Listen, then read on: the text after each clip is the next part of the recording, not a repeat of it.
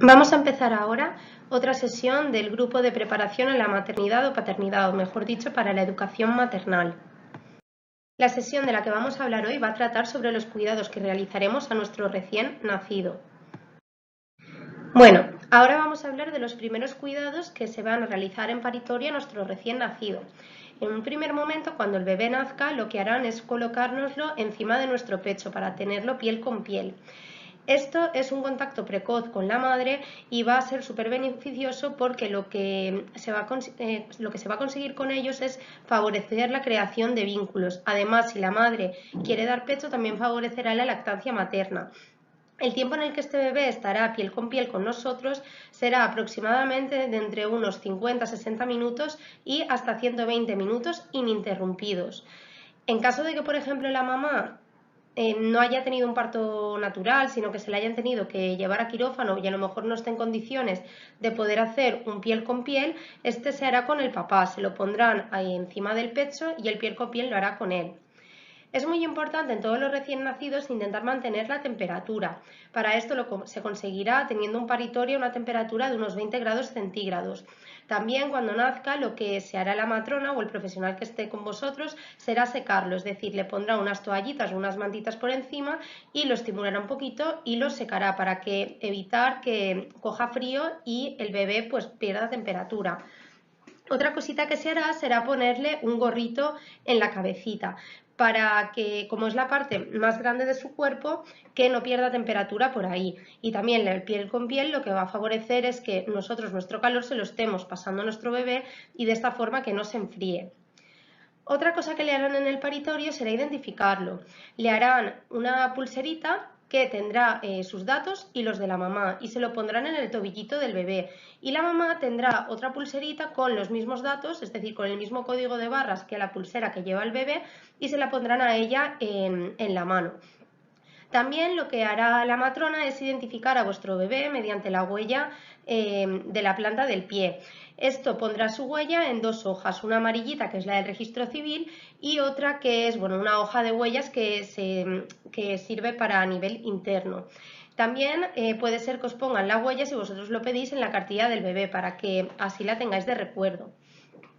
En cuanto al pinzamiento del cordón umbilical, que es algo que le harán al bebé una vez ya esté encima de vosotras.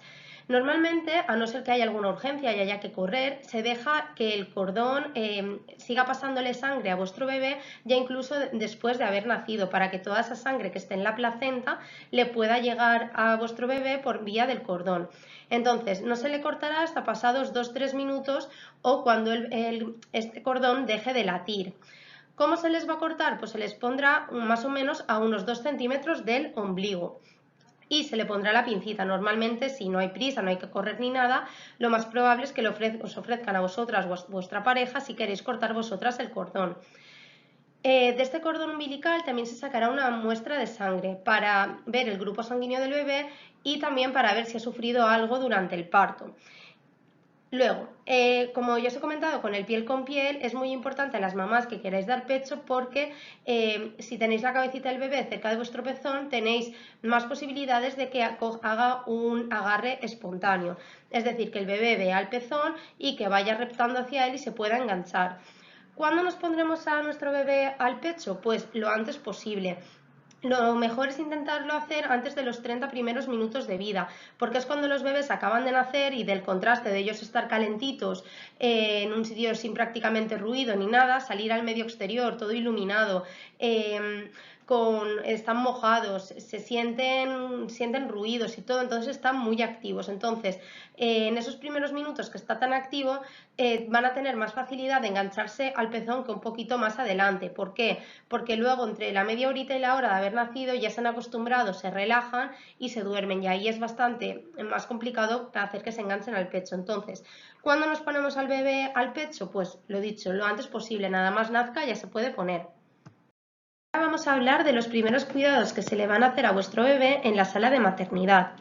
Lo más probable es que en el mismo paritorio les hagan dos cuidados que aquí pone que le hacen en maternidad porque hay algunos hospitales que se hace y también es posible que algunas veces por alguna circunstancia se haga en la sala de maternidad, pero lo más probable es que se haga en en el mismo paritorio. Es la profilaxis ocular y la profilaxis antihemorrágica. ¿En qué consiste esto? La profilaxis ocular es como una especie de pomadita que le van a poner a vuestro bebé en los ojitos. Esta pomadita se pone para evitar que si vosotras tenéis alguna infección en el canal vaginal que no habéis tenido diagnosticada, pues el bebé no se infecte de ella, es decir, que no le pase a los ojitos y luego pueda tener algún problema en estos ojitos. Y luego también veréis que le van a poner un pinchacito en la pierna. Esto no es una vacuna, es simplemente una profilaxis antihemorrágica con vitamina K. ¿Qué es esto? Es ponerle una vitamina para que el bebé no sangre. ¿Por qué? Porque esta vitamina se sintetiza en el intestino del bebé cuando éste ya no es estéril. El problema es que cuando nacen, como el bebé no ha estado en contacto con nada de su alrededor, este bebé sigue teniendo el intestino estéril. Entonces, hasta que no haga algunas tomas y esté más en relación con en un ambiente fuera del útero, no va a empezar a no ser estéril. Entonces, la forma de que tenga algo de vitamina K para que no sangre, ya que él por él mismo cuando nace no es capaz de sintetizarla en ese momento, es pinchándole esta vitaminita. Otras cositas que se le van a hacer en la sala de maternidad es seguramente ya al día siguiente, cuando lo duchen o cuando lo vaya a ver el pediatra o lo que sea, es hacerle las medidas antropométricas, es decir, cuánto pesa, qué mide, cuánto le mide la cabecita y todas estas cosas que os las dirán y os las anotarán en la cartilla. Luego también, antes de iros de alta, lo que le van a hacer son dos pruebas, la prueba del talón y otra prueba que se hace para ver si el niño oye bien, que es una audiometría. Entonces, la prueba del talón, ¿en qué consiste? Es un pequeñito pinchacito que se hace en el talón del bebé y se le sacan unas gotitas de sangre que se ponen en un papelito con 3 circulitos. Esto se hace para ver si el bebé tiene alguna alteración metabólica congénita, es decir, alguna enfermedad metabólica que le haya venido de nacimiento y que con tratamiento precoz, es decir, en caso de que lo tuviera, si lo tratan de forma muy precoz, se podrían evitar secuelas. ¿Qué se criba con estas enfermedades? Es decir, ¿qué enfermedades vemos si tiene con esta pruebecita? Ver si tiene hipotiroidismo, fenilcetonuria, fibrosis quística y anemia de células falciformes. O sea, son varias enfermedades que lo que nos interesa es saber si lo tienen de muy pequeñitos, porque en caso de que lo tuvieran se podrían beneficiar del tratamiento. Y luego también lo que les van a hacer es una audiometría, es decir, le van a poner un aparatito en el oído para ver si oye bien. Ese aparatito lo que hace es mandar una especie de vibración y desde la parte de dentro del oído del bebé nos sale a nosotros si se recibe esa señal. Entonces, en caso de que se reciba, significa que ese bebé oye, y en caso de que no saliese, pues no significa que vuestro bebé no oye, simplemente que hay que hacerle una prueba complementaria. ¿Pasa algo si en algún momento esta prueba no sale bien? No, no pasa nada de nada, porque muchas veces puede ser que el canal auditivo todavía tengan un poquito de líquido amniótico o un poquito de meconio en caso de que se hayan hecho caca dentro o un poquito de inmadurez, entonces no acaba de recibir bien la señal. Entonces lo que se haría sería repetir esta prueba en unos días y en caso de que no volviera a salir bien se le enviaría al otorrino. En cuanto a la valoración física del recién nacido, interesa saber cuáles son las medidas normales y cuánto debería de pesar un bebé. El peso, todos los recién nacidos deben de pesar entre 2,5 kilos y 3,999, es decir, alrededor de 4 kilos. Esto es el peso normal.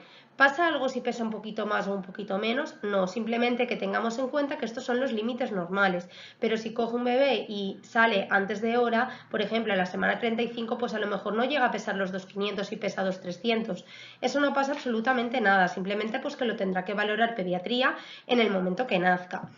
Hay que tener en cuenta del peso que las niñas suelen pesar un poquito menos que los niños y que este peso lo van a ir incrementándolo unos 25 gramos al día hasta que este niño llegue a los 6 meses de edad. Es normal que cuando nazca pese a lo mejor 3 kilos y luego de repente en el momento del alta pesa un poquito menos de lo que nació. Esta pérdida de peso es normal y se considera fisiológica y es normal que sea entre un 5 y un 10% de pérdida de peso de lo que el bebé había nacido en la primera semana. Es algo normal porque puede ser que el bebé hubiera tragado líquido y entonces al mear este líquido o al echarlo pierda peso. o que haga la primera caca que la llevaba dentro y también al expulsarla pierda peso. Entonces es algo que es normal y que lo recuperará poco a poco. Normalmente se recupera entre el 7.º y el 10.º día de haber nacido. En cuanto a la talla, los bebés suelen medir entre 48 y 53 centímetros, más o menos, suele ser la talla estándar. Hay que tener en cuenta que el valor medio normal son de 50 centímetros aproximadamente. En cuanto a la cabecita, es el diámetro más grande y siempre es lo que más grande va a tener porque por eso va siempre delante. Es decir, si nosotros tuviéramos el tórax, por ejemplo, más grande que la cabeza, si saliese la cabeza, luego el tórax se quedaría estancado, o sea, no podría salir porque el que va abriendo camino a la hora de nacer es la cabeza. Entonces, esta cabecita siempre nos va a medir entre 32 y 36 centímetros y el tórax siempre un poquito menos, por lo que os he dicho, porque si midiese más, cuando saliese la cabeza, el tórax no podría salir del cuerpo de la madre. El tórax siempre es un centímetro menos aproximadamente, entre 31 y 35. Esta cabecita hay que tener en cuenta que puede ser que en el momento al día siguiente cuando se le mide la cabecita tenga una medida alrededor de, por ejemplo, de 35 centímetros y que luego a los días mida un poquito menos. Eso es porque a lo mejor si ha nacido con la cabeza un poquito apepinada, pues este cabeza pepino, cuando el edemita, o sea, la acumulación de líquido que tiene en la cabeza, que es lo que hace la cabeza pepinada, se absorba, pues disminuirá un poquito el perímetro de la cabeza, suele disminuir alrededor de 1 centímetro más o menos. Bien, para cura del cordón umbilical, ¿qué es lo que vamos a tener que hacer? Hay que tener en cuenta que este cordón umbilical hay que tenerlo bien curadito y bien limpito siempre para evitar que se infecte. Entonces, normalmente lo curaremos unas 2 veces al día. Una siempre después del baño y luego otra, pues yo que sé, en la otra punta del día en el que no bañemos al bebé. ¿Cómo se tiene que hacer? Pues lo lavaremos primero con agua y jabón y lo secaremos bien, siempre levantando la pincita y secando por abajo para que no se queden humedades. Se limpia y se seca bien tanto por arriba como por abajo. Gastaremos unas gasas estériles para secarlo y luego le aplicaremos para desinfectar alcohol de 70 o cristalmina, nos da lo mismo. Lo que nunca le pondremos a este cordón umbilical será betadine, ¿vale? Porque el betadine al llevar yodo le puede afectar a su correcto desarrollo en el bebé. ¿La gasita se deja o se quita? Cada maestrillo tiene su librillo, entonces hay gente que explica que se tiene que dejar la gasita enrolladita o hay gente que dice que se seque al aire. Es indiferente, hagáis como lo hagáis, está bien hecho, entonces como vosotros os resulte más cómodo. Vale, ¿qué signos de alarma del cordón nos van a tener que hacer sospechar de que este cordón no está cicatrizando de forma bien y que es mejor que lo vea una persona especialista, el pediatra, la matrona o quien sea? Pues bien, si de repente vosotros veis que en la zona del cordón umbilical está rojita o tiene la zona del ombligo inflamada, puede ser que ese cordón se esté empezando a infectar, entonces habría que consultar. O que de repente veáis que en vuestro cordón umbilical empieza a salir una secreción así como húmeda, secreción amarilla o que huela mal, también eso no es normal de la cicatrización normal del cordón, tendríais que consultar. O que de repente vieseis que desde ese cordón umbilical empieza a sangrar. Hay veces que puede ser que en el momento que se cae el cordón por el desprendimiento salga un poquito de cantidad de sangre, pues por algún capilarcito que había dentro. Eso no pasa nada y es normal en el momento que se está cayendo este cordón. O hay veces que también puede ser que sangre un poquito simplemente por el roce del pañal. Eso tampoco es normal. Lo que tenéis que preocuparos es si de repente veis que le ponéis una gasita, al rato está húmeda de sangre y así. Pero a lo mejor un pequeñito sangradito no es signo de preocupación. Es por lo que os acabo de comentar. Luego, el cordón umbilical normalmente cae entre el 7.º y el 10.º día después de nacer el bebé. Se considera que es normal entre el 5.º y el 15 día del nacimiento del bebé. Más allá del día 15 de vida, si ese cordón no ha caído, no se considera normal y tendríais que llevarlo al pediatra para ver qué es lo que está pasando.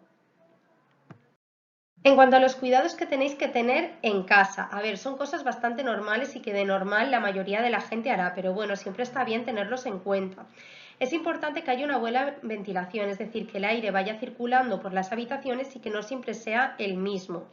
Y ahora con todo el tema del COVID, pues todavía más para que si ha pasado alguien por ahí que estuviese infectado o lo que sea, pues que no se quedara en casa el bicho.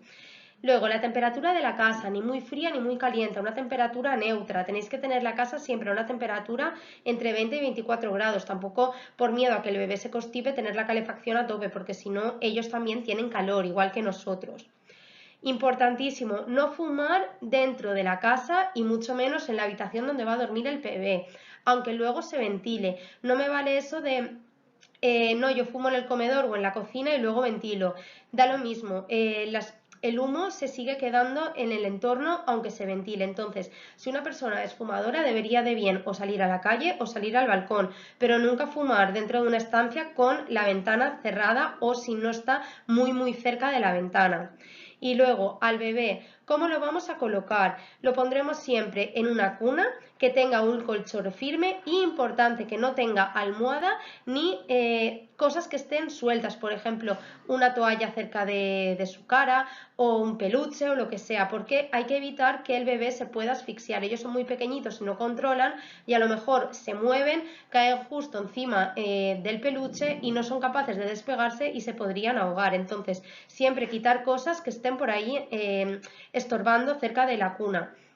Y luego la posición en la que tendremos que poner al bebé para evitar una cosa que se llama muerte súbita, que ahora luego hablaremos, es ponerlo de ladito o boca arriba. Nunca ponerlo boca abajo, siempre de ladito o boca arriba. Y importante ir cambiándolo de posición, que no siempre esté en la misma, para evitar que se haga como una especie de herida en la cabeza de simplemente por la presión de estar siempre en la misma posición, es decir, que siempre haya una zona de la cabeza que esté apoyada, pero que esa zona no sea siempre la que esté apoyada, sino que respire de vez en cuando. En cuanto a los pañales, ¿cuándo deberíamos de cambiar estos pañales? Normalmente se deberían de cambiar unas 6-8 veces al día, siempre que ya estén lo suficientemente húmedos y sobre todo cada vez que el bebé se haga caca. ¿Es necesario cambiarlo cada vez que se hace pipi? Pues a lo mejor puede aguantarte 2 pipis, pero siempre que se haga caca sí que hay que cambiarlo.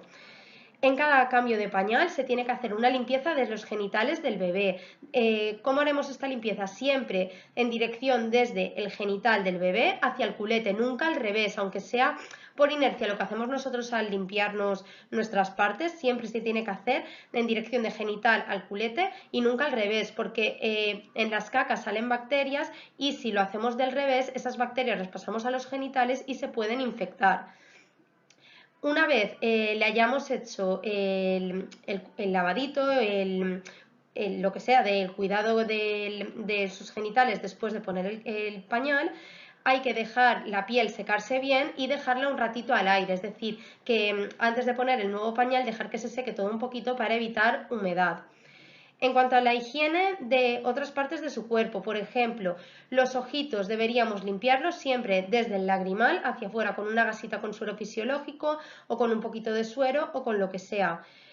Los oíditos hay que limpiarlos bien sin bastoncillos, o sea, los bastoncillos lo que van a hacer es el cerumen meterlo hacia adentro, entonces puede ser aprovechando el momento del baño poniéndole un poquito de agua dentro de los oídos. Las uñas, si las tenemos que cortar, es importante esperarnos por lo menos hasta los 20 días después de nacer para evitar que se infecten. Y si las queremos cortar, siempre con una tijera de punta roma o si no con una lima. Y es importante evitar las manoplas. Hay muchos padres que ponen las manoplas a los bebés para evitar que se arañen. Hay que intentar dejar de ponerles estas manoplas. En cuanto al baño, los bebés se tienen que bañar siempre una vez al día. Da lo mismo en qué momento del día lo bañemos. Lo que pasa que siempre hay que intentar que sea el mismo momento del día para que ellos cojan como una especie de rutina. Entonces, ¿qué momento elegiremos para bañar a nuestro bebé?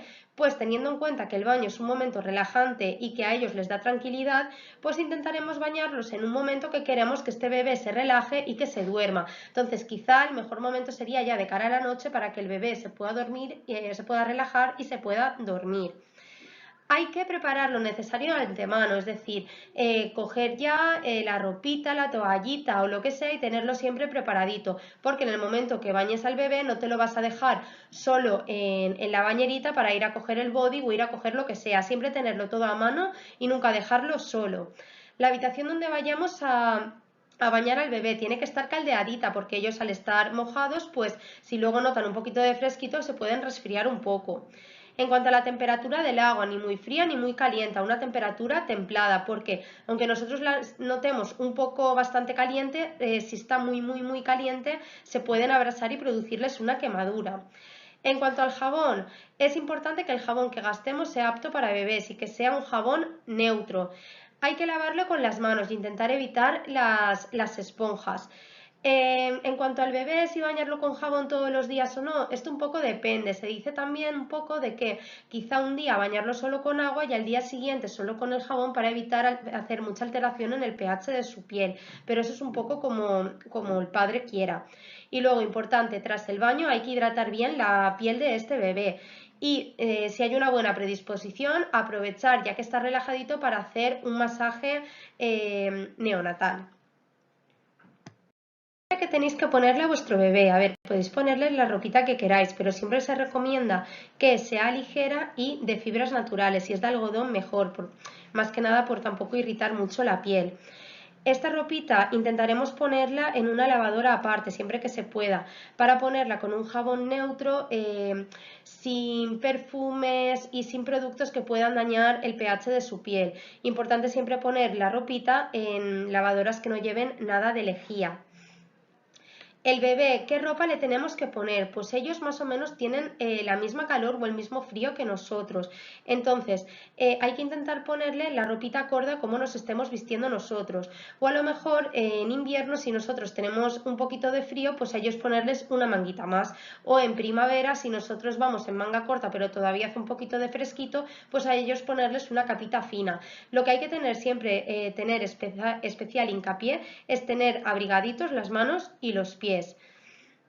Es importante también en los bebés establecer rutinas para que se adquieran unos horarios, como he dicho en la ducha, pues que siempre duchar a las mismas horas o hacer los paseos más o menos a las mismas horas para que ellos adquieran una rutina.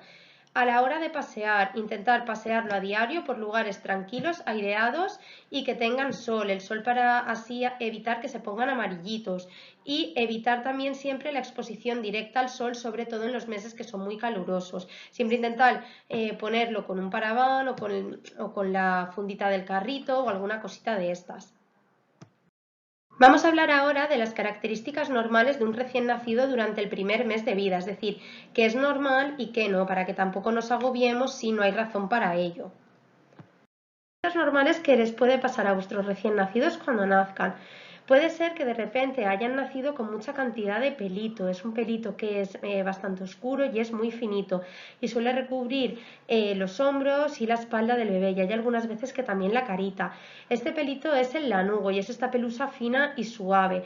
Entonces, ¿significa que vuestro bebé ha salido peludo y que se va a quedar así toda la vida? No, es un pelo que normalmente cae en las primeras semanas o el primer mes de vida.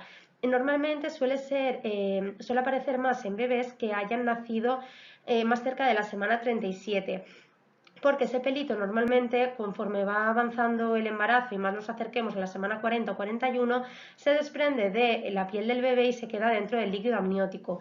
Entonces, bebés que hayan nacido antes de hora o cerca de la semana 37 puede ser que nazcan con este pelito. No hay que preocuparse porque es algo completamente normal y que se caerá. Luego también puede ser que aparezcan con el vermix, la vermix caseosa. ¿Qué es esto? Es lo que tenemos en la foto, en la segunda foto. Es como una especie de grasita blanca que recubre toda la piel del bebé. Esta grasita lo que nos va a hacer es proteger al bebé de infecciones. Por ese motivo, esa grasita no se tiene que quitar cuando nace, porque nos va a estar protegiendo a nuestro bebé.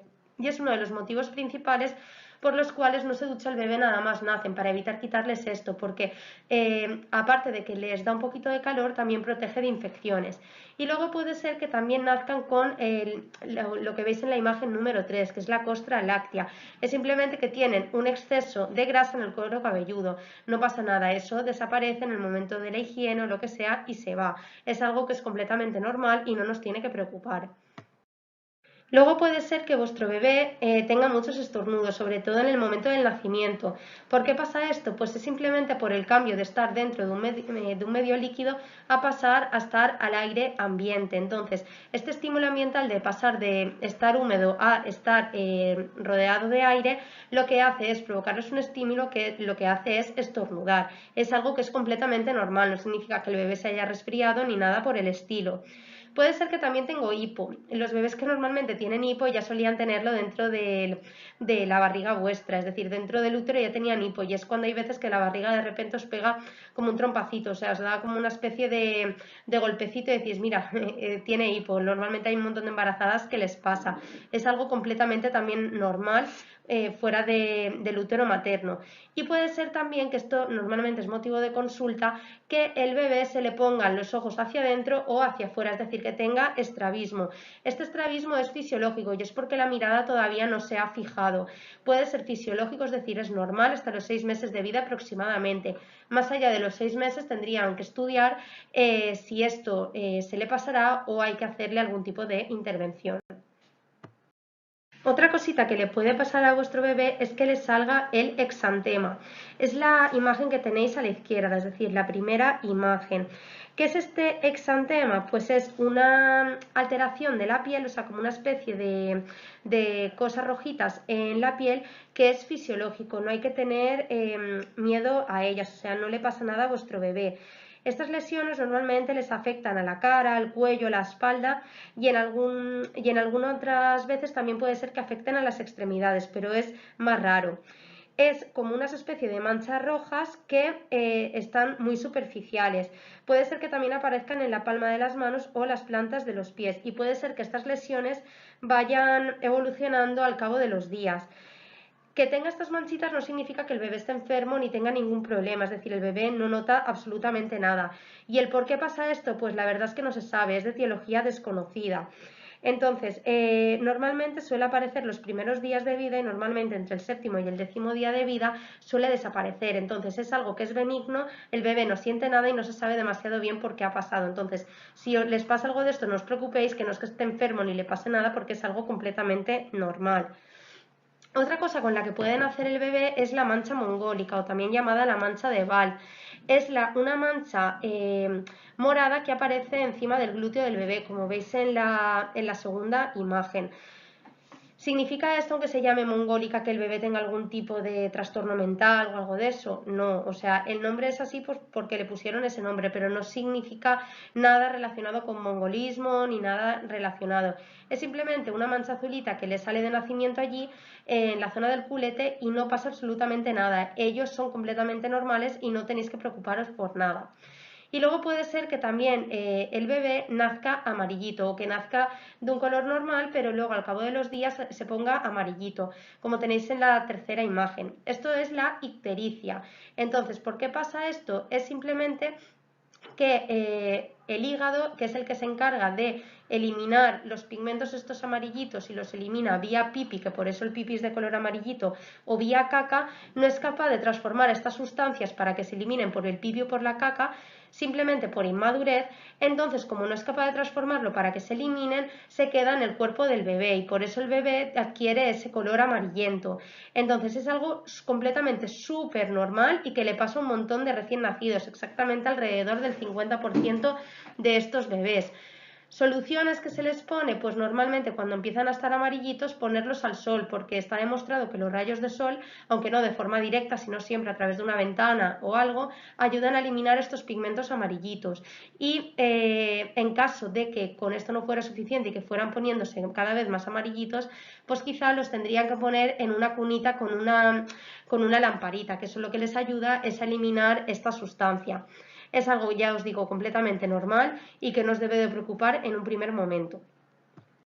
La expulsión del meconio, la primera caca, es esta caca que veis en la primera imagen. Es una caca que es negra, verduzca, brillante y sobre todo muy, muy, muy pegajosa.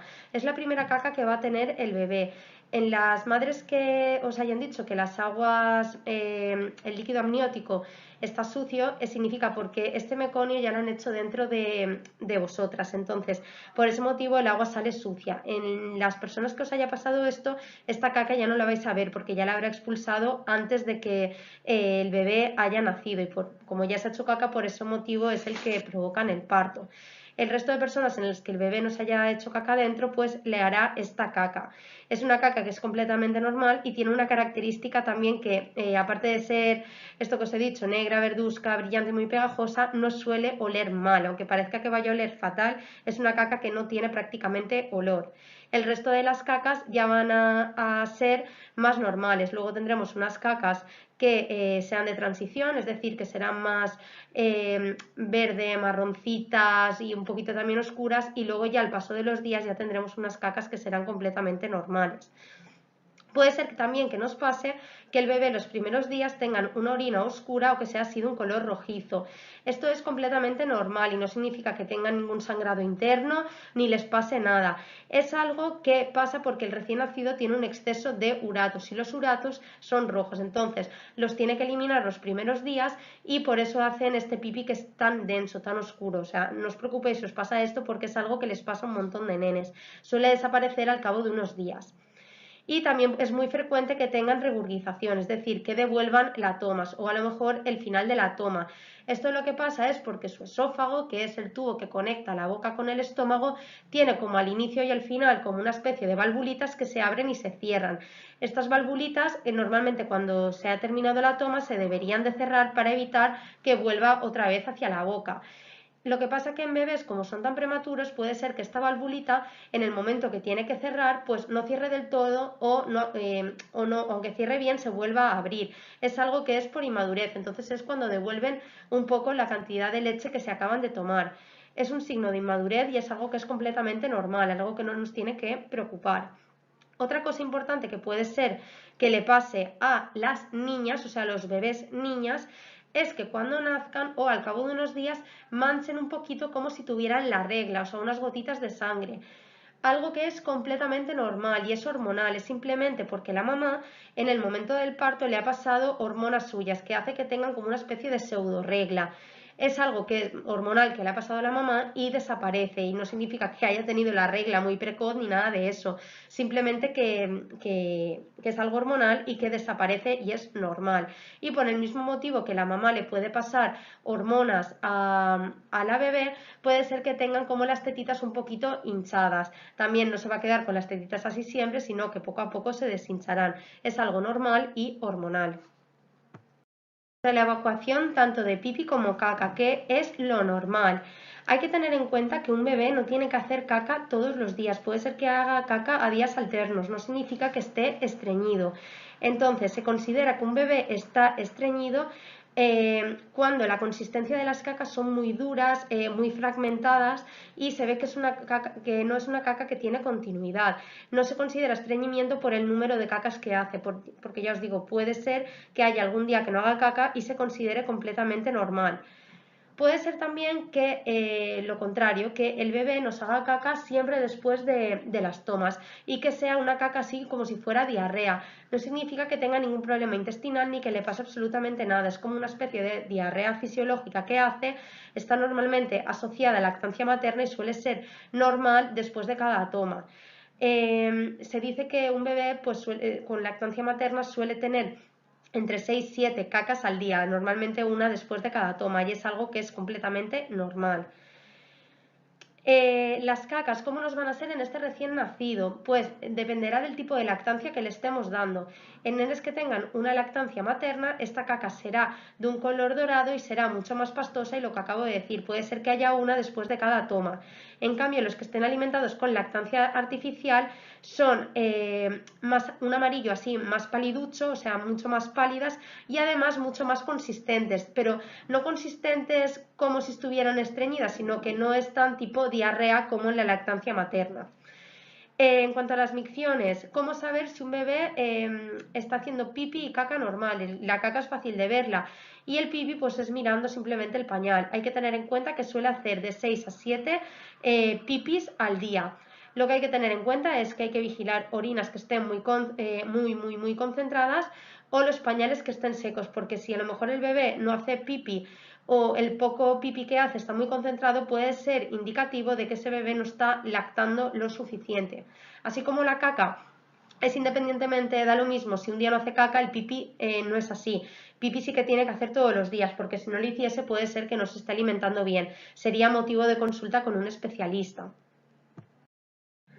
Los cólicos del lactante. ¿Qué son estos cólicos? Son estos llantos así intensos que los bebés tienen a lo largo del día. Se dice que para estar considerado un cólico tiene que ser un llanto intenso que tenga el bebé al menos 3 horas al día, por lo menos 3 días a las semanas y por lo menos 3 semanas en un bebé que esté sano y bien alimentado. Eso es súper importante, porque si el bebé no se encuentra bien o no está sano, puede ser que llore no porque tenga un cólico, sino porque a lo mejor se está quejando de algo que le duele. Y lo pasa lo mismo en un bebé que no esté bien alimentado. O sea, si un bebé llora, pues habrá que ver si realmente está llorando porque tiene un cólico, porque le molesta la tripita o porque realmente es que tiene hambre. Entonces, para ser considerado cólico tiene que ser esto en un bebé que esté sano y sobre todo bien alimentado.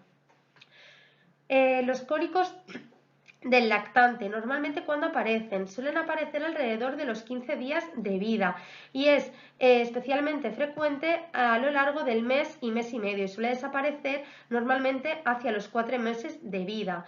O sea, normalmente los cólicos se suele decir que es como que tiene gases o que les duele la tripita o alguna cosa de estas. Entonces, para aliviar esto, ¿qué es lo que puedo hacer? Pues sobre todo tener mucha paciencia porque es algo normal y que lo tienen casi todos los bebés. Sobre todo ponerlos en una postura a lo mejor que les pueda comprimir la barriguita y de esta forma que puedan aliviar los gases. Por ejemplo, ponerlo boca abajo encima de tu brazo. De esta forma le estás apretando la barriga y se pueden calmar.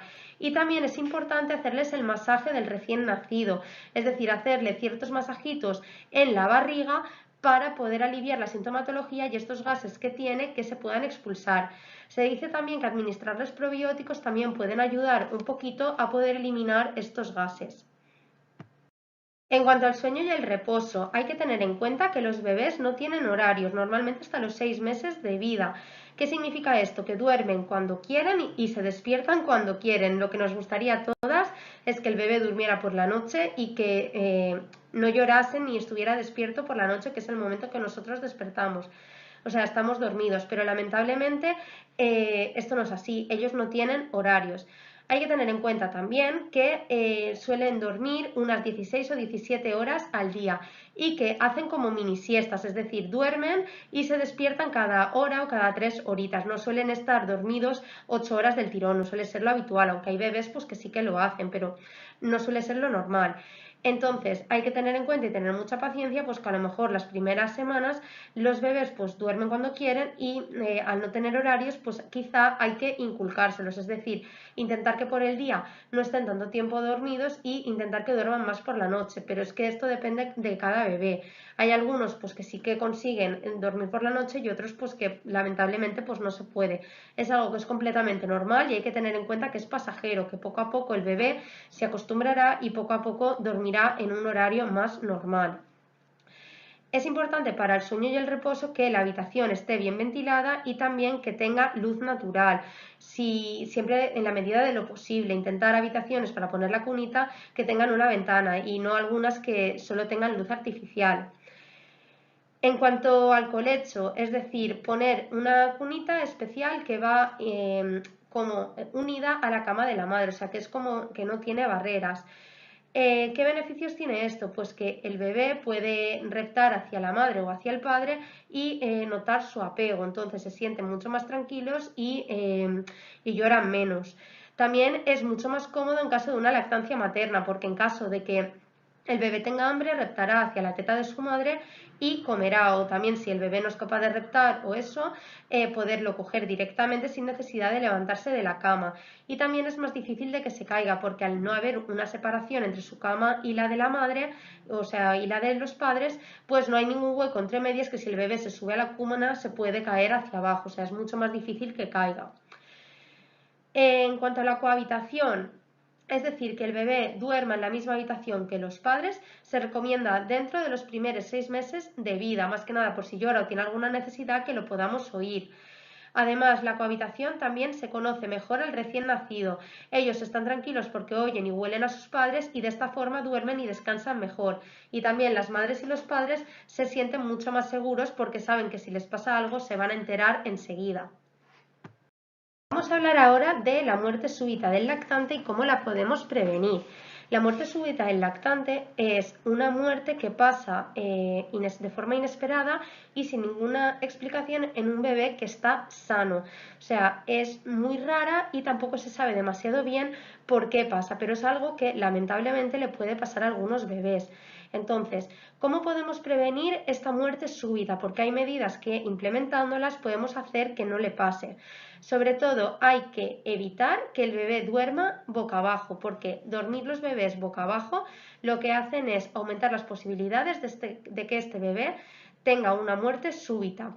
Lo que he comentado también antes, que hay que evitar que duerman con almohada o con peluches o algo que les pueda asfixiar, porque ellos si giran o hacen cualquier cosa dentro de la cuna, quizá no tienen la fuerza suficiente para separarse de un cojín o de un peluche y se pueden asfixiar y de esta forma pues tener una muerte súbita. También para evitar la muerte súbita hay que evitar fumar en la habitación donde duermen estos bebés, porque el tabaco y la muerte súbita están muy relacionados. Puede ser que se asfixien con el humo del tabaco o que esta sustancia, como es nociva, les afecte y les puede provocar esta muerte súbita. Y tampoco es adecuado que duerma en la misma cama de los padres. Ojo, en la misma cama entre los dos, que no significa que no pueda hacer colecho aunque las dos camas estén juntas. No tiene nada que ver una cosa con la otra. Es decir, el colecho es seguro. Lo que no es seguro es ponerlo encima o a los lados de los padres, porque a lo mejor si están muy cansados o lo que sea, se mueven y lo pueden aplastar o lo pueden asfixiar estando dormidos sin ni siquiera darse cuenta. ¿Cómo vamos a prevenir esta muerte súbita del lactante? Pues importante, lo vamos a poner siempre boca abajo o de ladito, ir cambiando siempre de posición, pero siempre boca abajo o de lado.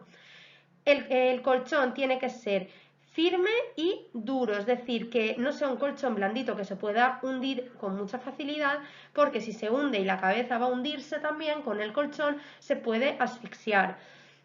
La ropa hay que vestirlo con ropita que sea de algodón y importante que no tenga pelusa, por si acaso respiran esa pelusa y se asfixian. Y lo que hemos dicho, una habitación que sea sobre todo, libre de tabaco. Se dice que si uno de los padres fuma, no simplemente nos sirve que no fume dentro de la habitación, tampoco que haya fumado con la ropa con la que se mete en esa habitación. Es decir, que si una persona fuma y luego se va a dormir, se debería de cambiar esa ropa, ponerse un pijama libre de tabaco o ducharse o hacer cualquier cosa, pero que incluso la misma ropa les podría afectar. El masaje infantil es una especie de masaje relajante que se le hace al bebé porque tiene muchos efectos beneficiosos para él. Entonces, el masaje infantil sería adecuado empezar a hacerlo a partir de los 2 meses de vida, no antes porque a lo mejor se van a poner muy intranquilos, van a llorar y no lo van a tolerar bien.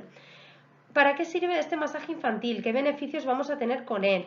Pues sirve para liberar el estrés del bebé, también al estar manipulándolo, tocándolo y estando junto a él también se aumenta la firmeza de este vínculo afectivo madre o padre con el hijo. Es un buen momento para que los padres tengan contacto con su bebé y poder hacer alguna cosa juntos, es decir, es un buen momento para que participen los padres.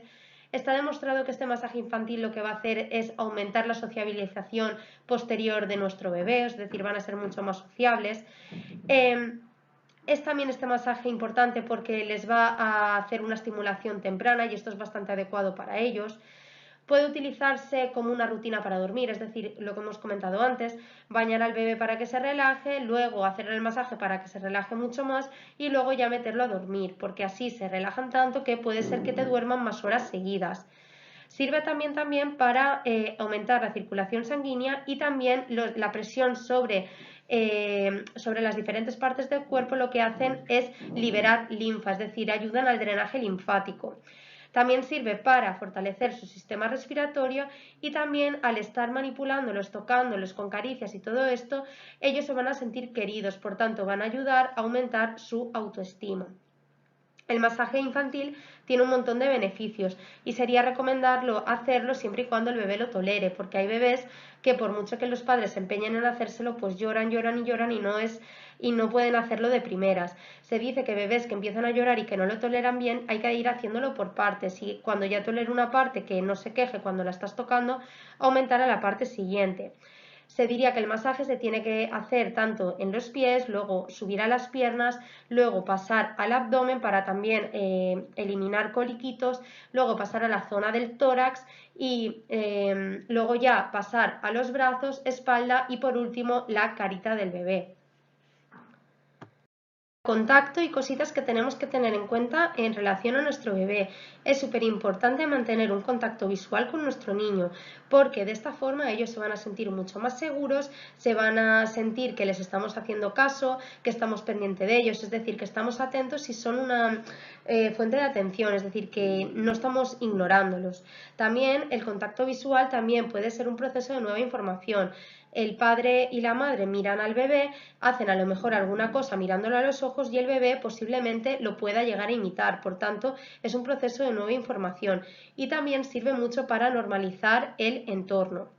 En cuanto a las rutinas, como ya he hablado antes, se tiene que intentar tener rutinas con el bebé porque al final la adquisición de horarios y de rutinas son beneficiosas para ellos.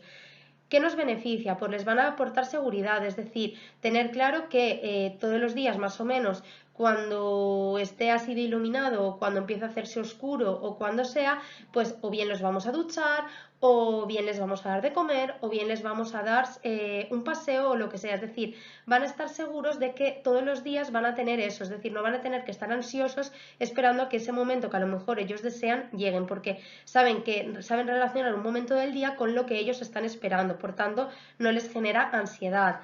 Además, tener rutinas también lo que hacen es evitar que ellos se aburran, es decir, siempre tienen algo de lo que hacer.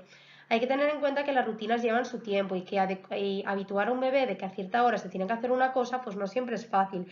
Que hay muchas veces que ellos, pues desde un primer momento no lo aceptan, pero poco a poco, intentando inculcarles esta rutina, pues se acostumbrarán y ya lo llevarán bien, o sea, no les costará tanto desde un primer momento. La rutina y los hábitos hay que tener en cuenta que se aprenden repitiendo, es decir, repitiendo siempre lo mismo con una rutina y tal, les tranquiliza y al final algo que quizá en un primer momento les angustiaba y lloraba mucho es una forma de relax y de tranquilizarles. En cuanto a las caricias, los mimos, tocar a tu bebé es algo súper importante, o sea, el vínculo que se puede crear con las caricias es brutal. Entonces es súper importante mimar a tu bebé, acariciarlo, hacerle masajes, notar afecto, mostrarles afecto mediante caricias, contacto, es muy importante para ellos. ¿Por qué? Porque les reconfortan, les hacen sentir bien, les hacen sentir queridos. O sea, es algo que emocionalmente les va a hacer mucho bien. Hay que tener en cuenta también que las caricias forman parte del lenguaje no verbal, es decir, ellos notan que les estás acariciando, pues es una forma de entender que los quieres. Hay que recordar que ellos en un primer momento no entienden lo que les estás diciendo, pero que les estás tocando y les estás mostrando cariño, eso sí que lo entienden.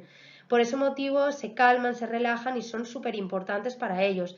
Y hay que tener en cuenta que los niños, aunque no hablan, ellos sí que son capaces de devolver las caricias y es una forma de notar que ellos también nos quieren y de que quieren estar con nosotros. Por último, hay que entender que los bebés tienen lenguaje propio y ese lenguaje propio que tienen es el llanto.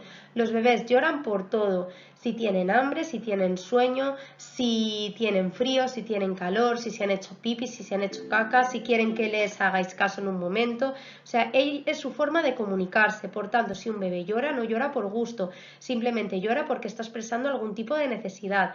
Por tanto, no hay que dejar llorar al bebé, que esto hay mucha controversia de si hay que dejarlos llorar o no. Los bebés hay que intentar no dejarlos llorar nunca porque aunque los cojáis en brazos no se acostumbran. Es decir, estos padres que dicen no, hay que dejarlo llorar para que se acostumbre a estar solo, no. Puede resultar traumático para ellos porque hay que entender que es su forma de comunicarse y cada vez que están llorando están pidiendo una necesidad que tienen que suplir, o sea, una necesidad que les pasa, o sea, necesitan atención en ese momento. Entonces, ¿el bebé qué le va a pasar? Pues que a medida que se van satisfaciendo sus necesidades, dejará de llorar. Pues si lo coges y ves que se ha hecho caca y lo cambias, dejará de llorar. O si tiene hambre y le das el bibe o la teta, se calmará. O si simplemente llora porque echa de menos a su papá o su mamá, en el momento que lo tengas al brazo, pues también se va a tranquilizar y va a dejar de llorar porque va a tener esa necesidad suplida. Es decir, va a estar ya contento porque ha conseguido lo que él necesitaba. Entonces, los bebés hay que tener en cuenta que su forma de comunicación es el llanto y que los gestos y expresiones propios de cada uno, es decir, la forma en la que se va a expresar o va a llorar, va a depender mucho de cada bebé. Y hay que tener en cuenta también que los bebés hay que abrazarlos, hablarlos y besarlos mucho, porque es la forma en la que ellos se van a sentir queridos y se va a conseguir reforzar su autoestima. O sea, no tengáis miedo a que se acostumbren o que estéis mimándolos o haciéndoles cosas que no les vayan a hacer ningún bien, porque muy al contrario, es una forma de reforzar su autoestima y de que se sientan bebés queridos.